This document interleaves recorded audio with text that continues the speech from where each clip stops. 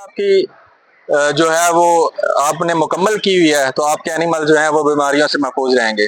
तो सबसे important role है बायोसिक्योरिटी का। ये इसमें हमने चूना डाला और ये साथ एक कैबिन जो छोटा सा बॉक्स है इसमें फार्मालिन हमने डाली हुई है। तो जो फुट डिपर हैं ये बेसिकली जो जूते वगैरह जो बाहर से कोई विजिटर आता है या लेबर आती है या हम खुद भी जब शेड के अंदर जाना होता है तो हम इससे अपने पाँव जो है वो डिप करके जाते हैं ताकि जो भी हमारे पाँव के साथ शूज़ के साथ जो जर्म्स हैं वो इधर ही उनकी डेड हो जाए। ये साथ हमने बनाया हुआ व्हीकल्स के लिए, ये इसको डिप कहते हैं।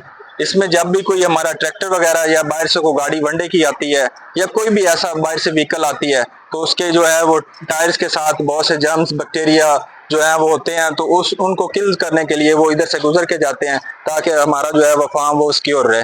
सर बहुत शुक्रिया। तो इसमें क्या कौन सा केमिकल इसमें डालते हम हैं? फार्मालिन डालते हैं। अच्छा, फार्मालिन डालते हैं। और इसमें भी आपने ये इसमें जो हमने फार्मालिन और ये चूना सिंपल हो गया जी, तो ये आप समझते हैं कि ये जरासीमों को किल करने के लिए वेरी इनफ है। तो इसके अलावा बायोसिक्योरिटी हम जो है वो शेड की भी मेंटेन रखते हैं।